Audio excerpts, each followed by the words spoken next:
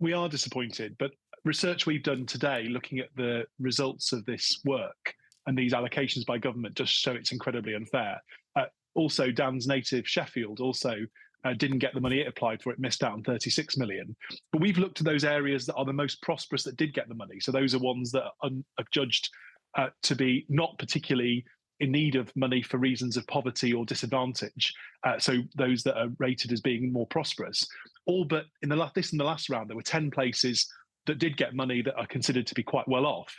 All of them, apart from one, were outside the north. The one that was in the north was in Rishi Sunak's constituency. So the issue is that it's not just that Bradford missed out this time, or that, for example, South Tyneside in the northeast, it missed out both times. Hull has also missed out. These being some of the worst off places in terms of disadvantage in the country. The issue is that more prosperous places, from our analysis, did get money.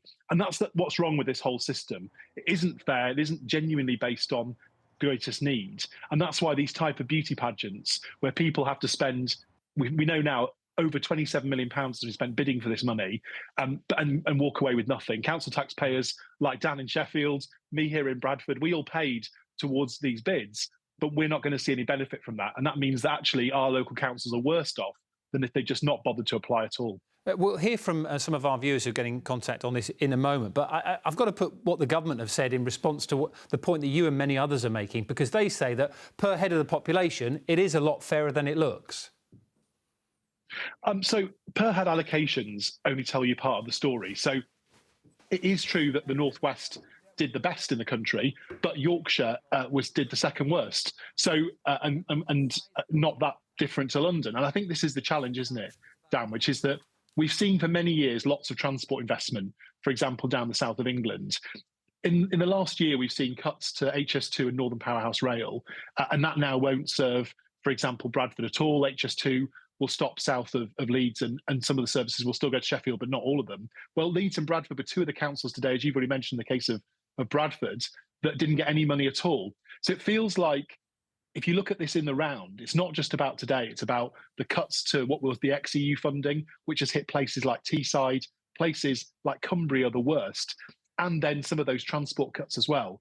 And when the government said it was going to start levelling up, it sometimes feels like in the last few years, they've been doing the opposite. They haven't been following through on their decisions. And it's why Conservative Metro mayors like Andy Street in the West Midlands are calling for fiscal devolution.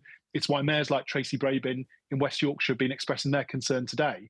Because actually what should have happened is, for those areas of England that have devolution, these elected mayors, the money should have just gone to them, and then Tracy could decide whether to fund something in Bradford or something that did get some money down the road, for instance, and it could work out the best way to use that money. We don't need a bunch of civil servants who probably don't even know where Batley is, probably never been to a lot of the places like Accrington that got funding today. Why not trust people where they do exist, the Metro mayors, to spend this money? Henry, I really want to try and bring in some messages we've got on the phone from our viewers today. Ian from West Yorkshire says, any money's better than nothing. The money will help towns and cities in run-down places, so stop moaning. Alfie from Dawlish makes a really interesting point.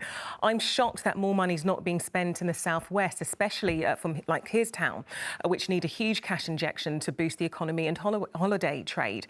And this point is interesting because there are other parts of the country, including in the south, where you do find deprived areas. That's true, but that's why I referenced our research looking at the bids that were successful, because there are plenty of places like Rutland. Rutland is only the 300th poorest council in the country. It's one of the most prosperous places in the UK. That got given money today. So I don't have a problem with Cornwall getting investment in transport, improved rail services, which is one of the things that Cornwall got. The money should go where there are good cases to spend it. The issue is that money didn't just go to places that really need it. Okay. Some of it went to more prosperous places. And when there's scarce resources to go by, why is it that places in, for instance, where I'm sitting here in Yorkshire, missed out, whilst Melton Mowbray got the cash? It doesn't really feel fair. OK, Henri Murison, Chief Executive of the Northern Powerhouse Partnership, thank you.